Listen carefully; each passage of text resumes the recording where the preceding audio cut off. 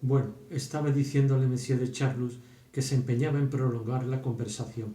Ponga mis respetos al pie del bello retrato. ¿Cómo anda? ¿Qué es de él? Pero si usted sabe, respondió Madame de Surgir, que ya no lo tengo. Mi marido no quedó contento con él.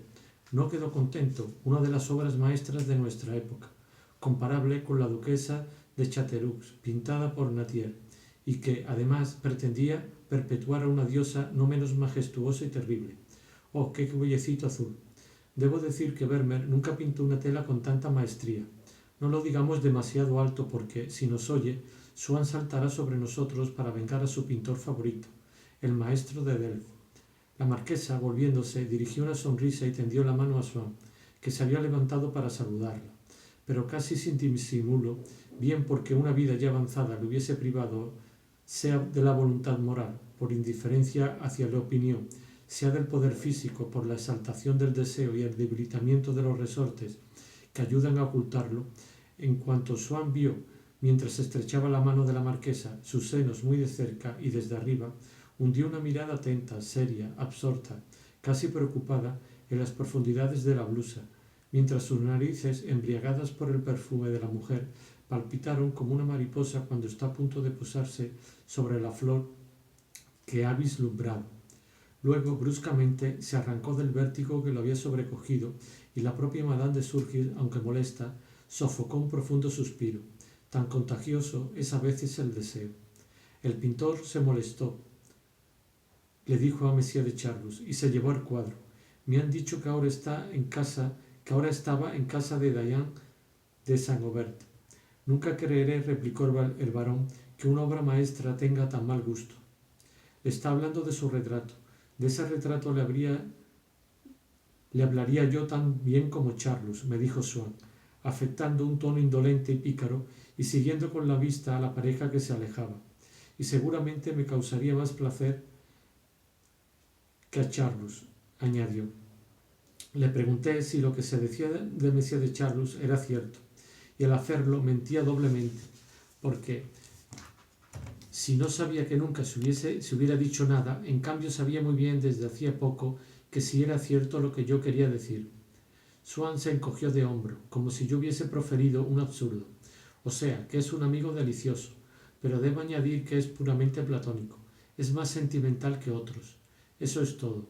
Por otra parte, como nunca va muy lejos con las mujeres, eso ha dado una especie de crédito a los rumores insensatos a que usted se refiere. Puede ser que Charlus quiera mucho a sus amigos, pero tenga por seguro que no ha ocurrido nunca salvo en su cabeza y en su corazón. Por fin parece que vamos a tener 2 segundos de tranquilidad. Así pues, el príncipe de Guermantes continuó. He de confesarle que la idea de una posible ilegalidad de la instrucción del proceso me resultaba extraordinariamente penosa por el culto que, como usted sabe, tengo por el ejército. Volví a hablar con el general y desgraciadamente no me quedó ninguna duda al respecto. Debo decirle con franqueza que, en todo esto, la idea de que un inocente pudiera sufrir la más infame de las penas ni siquiera se me había pasado por la cabeza. Pero atormentado por esa idea de legalidad, me puse a estudiar lo que no había querido leer, y entonces me asaltaron dudas. Me asaltaron dudas, en esta ocasión no solo sobre la ilegalidad, sino sobre la inocencia. No creí que tuviese que hablar de ello a la princesa. Dios sabe que se había vuelto tan francesa como yo. A pesar de todo, desde que me casé con ella he puesto tanta coquetería en mostrarle en toda su belleza nuestra Francia y lo más espléndido que tiene para mí su ejército, que me resultaba demasiado cruel hacerle partícipe de mis sospechas, que en verdad solo alcanzaban a unos cuantos oficiales. Pero pertenezco a una familia de militares, no quería creer que unos oficiales pudieran equivocarse. Volví a hablar de nuevo con Brosefil. Me confesó que se habían urdido maquinaciones culpables, que la nota tal vez no fuera de Dreyfus, pero que existía prueba flagrante de su culpabilidad. Era el documento Henry, y pocos días después se sabía que era una falsificación. Desde entonces, a escondidas de la princesa, me puse a leer todos los días Le Cycle, la Aurore. Al poco tiempo dejé de tener dudas. Ya no podía dormir. Confié mis sufrimientos morales a nuestro amigo, el abad Poiré, en quien encontré para mi asombro la misma convicción y le encargué decir misas por Dreyfus, por su desdichada mujer y por sus hijos. Uno de esos días, cierta mañana que yo iba al aposento de la princesa, vi a su doncella escondiendo algo que tenía en la mano. Le pregunté riendo qué era. Se puso colorada y no quiso decírmelo. Siempre he tenido plena confianza en mi mujer, pero ese incidente me turbó mucho. Y sin duda también a la princesa, a quien su camarera había debido contárselo, porque mi querida Marie apenas me habló luego durante el almuerzo. Ese día le pregunté al abad Poiré si podía decir mi misa por Dreyfus a la mañana siguiente. ¡Qué lata!, exclamó Swann a media voz interrumpiéndose. Alcé la cabeza y vi al duque de Guermantes que venía hacia nosotros. Perdón por molestarles, hijos míos. Pequeño, dijo dirigiéndose a mí, vengo como enviado de Orient ante usted. Marie y Gilbert le han pedido que se quede a cenar a su mesa con 5 o 6 personas solamente. La princesa de Hesse, Madame de Lin, Madame de Tarén, Madame de Chevreuse y la duquesa d'Arenberg. Desgraciadamente, nosotros no podemos quedarnos, porque vamos a una especie de fiestecilla. Yo escuchaba, pero cada vez que tenemos algo que hacer en un momento concreto, encargamos dentro de nosotros mismos a cierto personaje acostumbrado a esta clase de tarea que esté atento a la hora y nos avise a tiempo. Este servidor interno me recordó, como le había pedido hace unas horas, que Albertín, muy lejos, en ese instante de mi pensamiento, debía ir a casa nada más salir del teatro. Por eso rechacé la cena. No es que no me encontrase a gusto en casa de la princesa de Guermantes, pero los hombres pueden tener diversas clases de placeres. El verdadero es aquel por el que se deja el otro. Mas este último, aunque solo sea aparente, puede dar el pego respecto al primero, tranquiliza o desorienta a los celosos, extravía el juicio de la gente. Y sin embargo, para que lo sacrifiquemos al otro, bastaría un poco de felicidad o un poco de sufrimiento. A veces, para nosotros no existe todavía un tercer orden de placeres, más serios pero más esenciales, y su virtualidad se manifiesta únicamente despertando pesares, desalientos. Y serán estos placeres, sin embargo, a los que nos entreguemos más tarde. Por dar un ejemplo totalmente secundario, en tiempo de paz un militar sacrificará la vida mundana al amor, pero una vez declarada la guerra, y sin que sea preciso que intervenga ninguna idea del deber patriótico, sacrificará el amor a la pasión más fuerte que el amor de luchar. Por más que Swann se declarase feliz de contarme su historia, me daba perfectamente cuenta de que aquella conversación conmigo, a causa de la hora tardía y porque estaba demasiado enfermo, era una de esas fatigas por las que quienes se dan cuenta de que están matándose por trasnochar por los excesos tienen al volver a casa un remordimiento exasperado, semejante al que tienen los hijos pródigos por el loco derroche al que se han entregado una vez más y que sin embargo no les impedirá volver a tirar al día siguiente el dinero por la ventana. A partir de cierto grado de debilitamiento, sea provocado por la edad o por la enfermedad, todo placer ganado a expensas del sueño, al margen de los hábitos, todo desarreglo se vuelve un fastidio. El hablador sigue hablando por cortesía, por excitación, pero sabe que la hora en que todavía habría conseguido dormirse ya ha pasado, y sabe también los reproches que se dirigirá a sí mismo durante el insomnio y el cansancio que han de seguirle. Y mientras tanto, hasta el placer momentáneo se ha agotado. El cuerpo y la mente están demasiado desamueblados de sus fuerzas para acoger agradablemente lo que parece una diversión al interlocutor. Se asemejan a un piso en un día de partida o de mudanza, cuando las visitas que recibimos sentados en los baúles y los ojos pendientes en el péndulo son un incordio. Por fin solos, me dijo, ya no sé por dónde iba. Me parece que ya le había dicho que el príncipe había preguntado al abad Poiré si podía decir su misa por Dreyfus. No, me respondió el abad. Dígome, me dijo Swann, porque es el príncipe el que me habla, ¿comprende? Porque tengo otra misa que me han encargado decir también esta mañana por él. ¿Cómo?, le dije. ¿Hay otro católico aparte de mí convencido de su inocencia? Eso parece, pero la convicción de ese otro partidario debe ser menos antigua que la mía. Sin embargo, ese partidario ya me encargaba misas cuando usted aún seguía creyendo culpable a Dreyfus. Ah, ya veo que no se trata de alguien de nuestro medio. Al contrario, ¿de veras? ¿Hay Dreyfusistas entre nosotros? Me está usted intrigando. Me gustaría franquearme con él. Si es que conozco a ese pájaro raro, lo conoce, y se llama la princesa de Guermantes. Mientras yo temía ofender las opiniones nacionalistas y la fe francesa de mi querida esposa, ella había tenido miedo de alarmar mis opiniones religiosas, mis sentimientos patrióticos. Pero por su lado, pensaba como yo, aunque desde hacía más tiempo que yo, y lo que su doncella escondía cuando yo entraba en su habitación, lo que salía a comprarle todos los días, era el auror. Quiero decir, Swann, desde este momento, querido Swann, desde este momento pensé en el placer que le proporcionaría a usted diciéndole que mis ideas en este punto eran afines a las suyas. Perdóneme por no haberlo hecho antes. Si recuerda el silencio que he mantenido con la princesa, no habrá de extrañarle que pensar como usted me haya apartado de su presencia todavía más que pensar de manera distinta, porque me resultaba infinitamente penoso abordar el tema.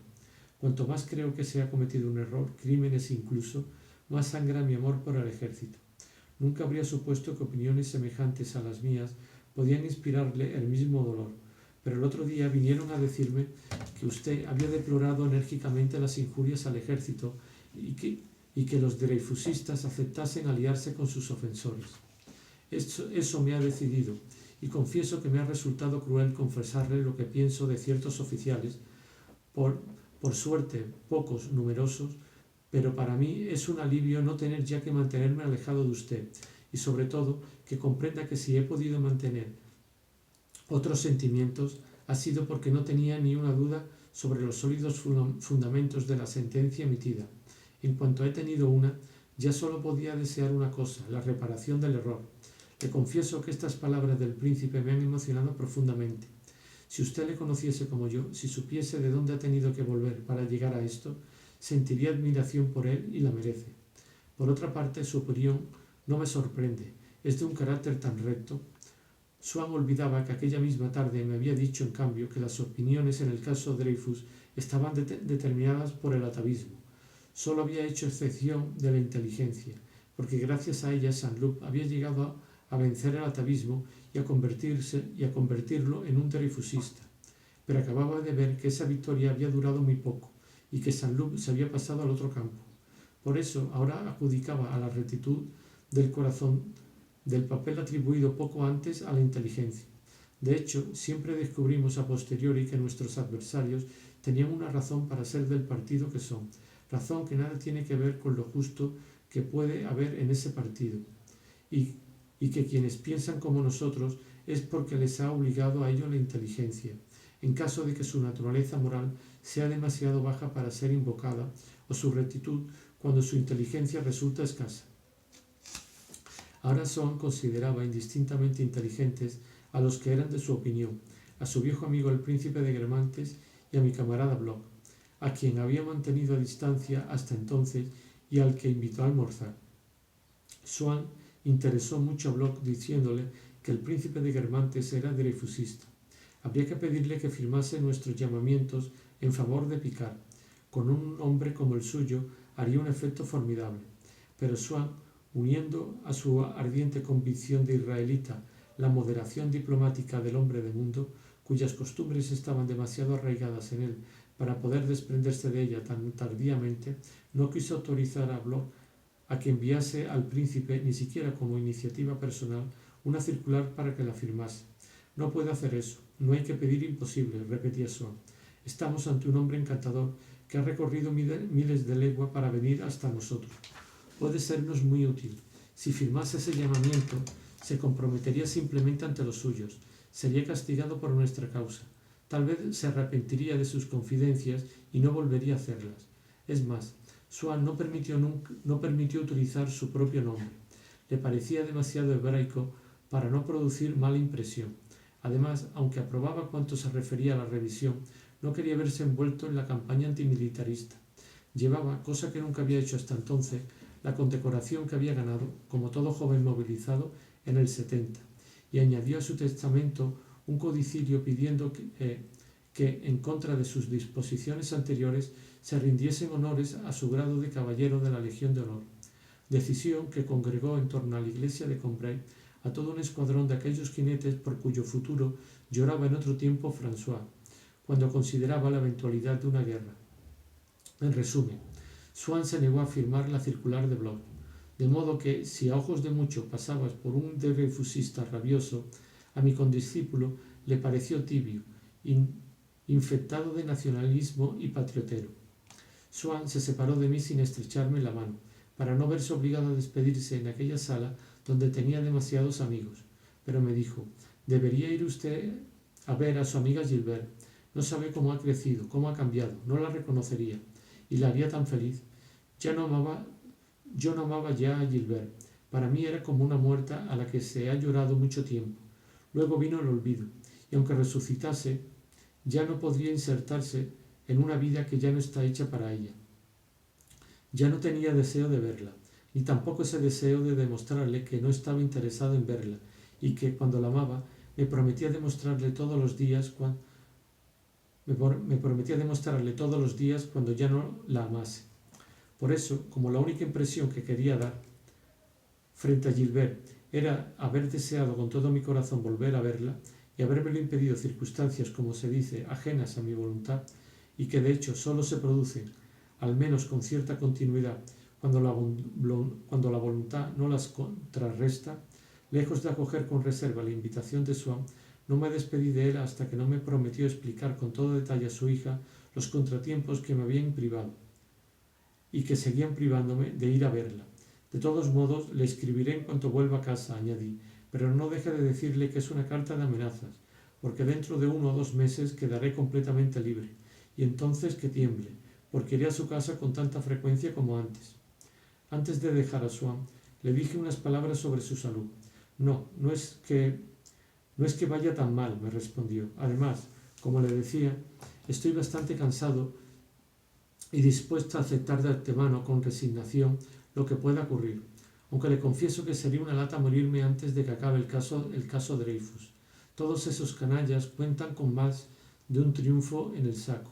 No dudo de que al final resultarán vencidos, pero lo cierto es que son muy poderosos, tienen apoyos en todas partes.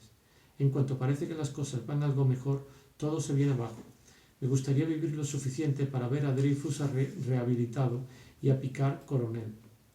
Cuando Swann se hubo marchado, volví al gran salón donde se encontraba aquella princesa de Guermantes, con la que entonces no sabía yo que llegaría a tener lazos tan estrechos en el futuro. Al principio no me quedó al descubierto la pasión que tuvo por Monsieur de Charlus. Solo noté que el varón, a partir de cierta época, y sin sentir contra la princesa de Guermantes ninguna de aquellas enemistades que, en su caso, no sorprendían a nadie, y mientras seguía demostrándole tanto afecto, sino más, parecía descontento e irritado cada vez que le hablaban de ella. Nunca incluía su nombre en la lista de las personas con las que deseaba cenar. Cierto es que antes ya había oído yo a un hombre de mundo muy malévolo decir que la princesa estaba muy cambiada, que se había enamorado de Monsieur de Charlus, pero me había parecido que una maledicencia absurda y me había indignado. Había notado lleno de asombro que cuando yo contaba algo sobre mí y en cierto punto de relato intervenía Monsieur de Charlus, la atención de la princesa alcanzaba de repente un grado más alto, como el de un enfermo que, oyéndonos hablar de nosotros y por lo tanto de una forma distraída y despreocupada, reconoce de pronto en una palabra el nombre de la enfermedad que sufre, cosa que le interesa y alegra a la vez. Por ejemplo, si yo le decía: precisamente Monsieur de Charlus me contaba, la princesa volvía a empuñar las riendas sueltas de su atención, y en una ocasión en que delante de ella se dijo que Monsieur de Charlus tenía en ese momento un interés bastante vivo por cierta persona, vi con asombro interesarse en los ojos de la princesa ese rasgo peculiar y momentáneo que traza en las pupilas algo así como el surco de una hendidura, y que procede de una idea que nuestras palabras han removido sin darse cuenta en la persona con quien hablamos, idea secreta que no se traducirá en palabras, pero que emergerá de las profundidades removidas por nosotros a la superficie momentáneamente alterada de la mirada. Pero si mis palabras habían turbado a la princesa, no sospeché de qué manera. Además, poco tiempo después, ella misma empezó a hablarme de Monsieur de Charlus sin demasiados rodeos. Si hacía alusión a los rumores de unas pocas personas hacían correr sobre el varón, era sólo para negarlos con intervenciones absurdas era sólo para negarlos como invenciones absurdas e infames. Pero, por otra parte, decía, en mi opinión, si una mujer se enamorase de un hombre del inmenso valor de Palamede, debería tener la suficiente altura de miras, la suficiente abnegación para aceptarle y comprenderle en bloque, tal como es, para respetar su libertad, sus fantasías, para tratar solo de allanarle las dificultades y consolarle en sus penas. Y con estas palabras, sin embargo tan vanas, la princesa de Guermantes sacaba a la luz lo que trataba de magnificar, igual que hacía a veces el propio Messier de Charlus. ¿No he oído yo en varias ocasiones que este último decir a personas que hasta entonces no estaban seguras de si se le calumniaba o no? Yo que he tenido tantos altibajos en mi vida, que he conocido a toda clase de gente, tanto ladrones como reyes, y debo decir incluso con una ligera preferencia por los ladrones, que he perseguido la belleza en todas sus formas, etc. Y con estas palabras que quería hábiles y desmintiendo rumores de los que nadie sospechaba que se hubiesen corrido o haciendo a la verdad por gusto, por medida, por afán de verosimilitud, una concesión que sólo a él le parecía nimia, quitaba a unos sus últimas dudas sobre él e inspiraba a los otros a los que aún no las tenían las primeras. Porque el más peligroso de todos los recelos es el de la culpa misma en el ánimo del culpable. El conocimiento permanente de que ella tiene le impide suponer hasta qué punto es generalmente ignorada, lo fácil que sería creer una mentira completa y darse cuenta, en cambio, del grado de verdad en que empieza para los demás, en unas palabras que él cree inocentes, la confesión. Además, habría hecho muy mal de todos modos en tratar de callarla, pues no hay vicio que no encuentre en el gran mundo suficientes apoyos complacientes, y se ha visto poner patas arriba la disposición de un castillo para que una hermana durmiera con su hermana en cuanto se supo que no la amaba solo como hermana. Pero lo que me reveló de improviso el amor de la princesa fue un hecho particular sobre el que no insistiré aquí, porque forma parte de un relato totalmente distinto en el que Messier de Charlus dejó morir a una reina antes que faltara la cita con el peluquero que debía rizarle el pelo con tenacillas por un cobrador de ómnibus ante el que se sintió singularmente intimidado.